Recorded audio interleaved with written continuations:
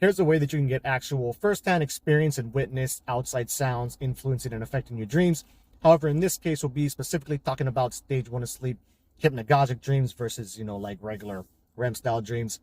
Mostly just because it's a lot easier to get to stage 1 of sleep consciously aware than it is to make it all the way to REM and hopefully get lucid at that point.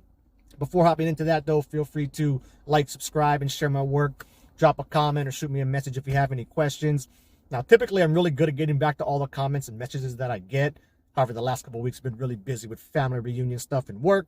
So I've been slacking on that a bit, but definitely if you drop me a comment in the past couple of weeks, just left me a message, I will absolutely be getting back to you pretty soon.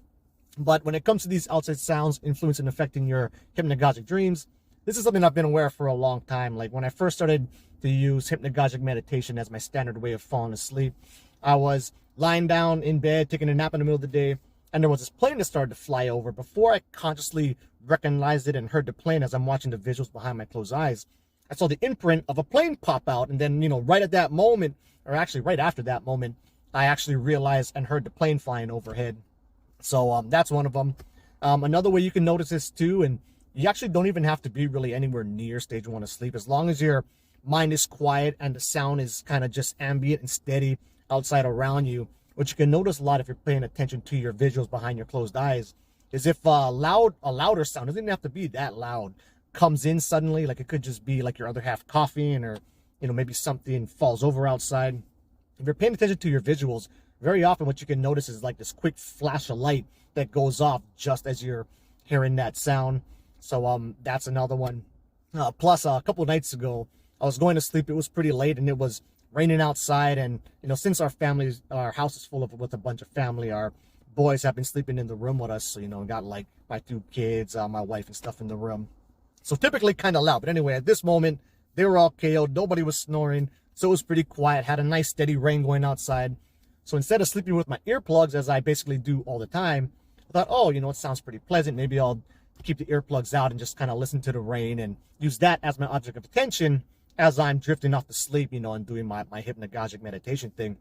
So I'm lying in bed, listening to the rain falling. And the first type of visuals that I saw in my hypnagogia, instead of being like normally the first things I really see and notice are more like actual visual scenes of normally environmental stuff, but maybe like a room full of people or whatever. But for this one, as I'm listening to the rain, the first thing I started to see were like these different flowing currents going different directions, and it had like a really light color tone to it. But while this was going on, my older son will occasionally talk in his sleep. So randomly he would just start like saying words and talking.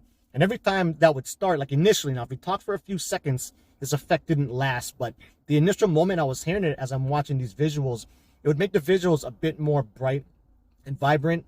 And then as I started to get deeper into the hypnagogia and full on images starting to come up, then as he would talk, I would start to see like visions of people pop up really quickly. So it was influencing and affecting my hypnagogia that way. Something else I wanted to say.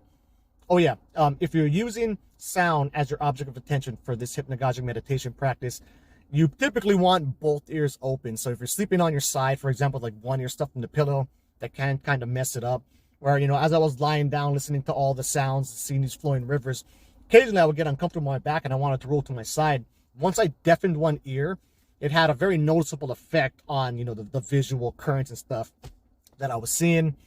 And one more thing I wanted to say. Oh yeah, getting back to the study. So I had a comment come in, or I had a message come in, wanted to know, like, if you hear the person in the lab ask you the question, wouldn't that just wake you up? And then if it didn't wake you up, how could you actually hear it? So this is my theory on it, right? So if you're lucid in a dream, you're sitting one step removed from it, actually. Even if you're dreaming in the first person, you're kind of outside or sitting behind it, witnessing, the dream scene take place. So if you're truly lucid and sitting back there, if a sound comes in, you're going to be sitting back behind that as well. So you can hear that sound come in and get that message without actually waking. Now, typically, that outside sound or message will come incorporated into the dream in some way. Like, say, they even said this in the study. And this is how I assumed it would come out most of the time in general. But you probably would hear it come from, like, almost like it's coming from the sky, or like God's talking to you. What is 8 minus 6? And then you can go, hey, yeah, I was right. I'm sleeping in the lab. Signal back to the lab, 2 or whatever.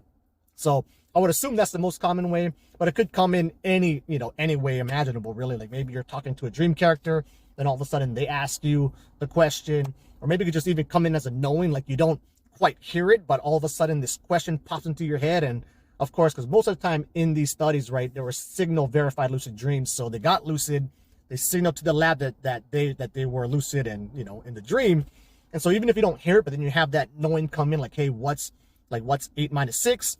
You can just go ahead and signal back to the lab, and they can get the results that way. But yeah. Anyway, that's that. Until the next video, keep the lucid dreaming practice legit.